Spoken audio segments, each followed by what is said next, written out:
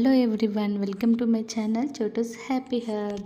మనం ఇప్పుడు శనగపప్పు వడల్ని క్రిస్పీగా, ఈజీగా, సింపుల్గా ఎలా తయారు చేసుకోవాలో చూద్దాం. Before that please like my video, share and subscribe to my channel. Let's get in to the video. First 1 cup శనగపప్పు తీసుకొని 3 to 4 hours దాకా మనం నానబెట్టుకోవాలి. ఆఫ్టర్ 4 hours కొన్ని శనగపప్పు గింజలను తీసుకొని మనం ఒక చిన్న బౌల్లో తీసి పక్కకు పెట్టుకోవాలి.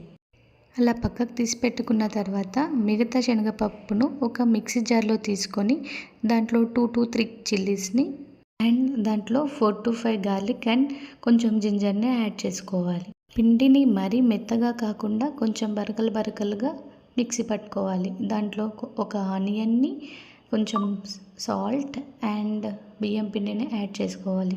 కొన్ని కర్రీ లీవ్స్ని కూడా యాడ్ చేసుకోవాలి. తర్వాత జీలకర్ర, కావాలంటే కొంచెం వంట సోడా, ఇంకా శనగపప్పు గింజలని వేసుకొని మిక్స్ చేసి పక్కకు పెట్టుకొని ఇలా రౌండ్ షేప్లో చేసి మీడియం ఫ్లేమ్లో వేయించాలి. ఫస్ట్ స్టార్టింగ్ నుంచే మనం మీడియం ఫ్లేమ్లో వేయించాలి. వడలు మంచి కలర్లోకి వచ్చాక బయటికి తీయాలి. అంతే, వేడి వేడి క్రిస్పీ వడలు రెడీ. మీరు కూడా ట్రై చేసి ఎలా ఉందో కామెంట్లో చెప్పండి. Thanks for watching. Thank you so much. మర్చిపోకుండా like, share and subscribe to my channel.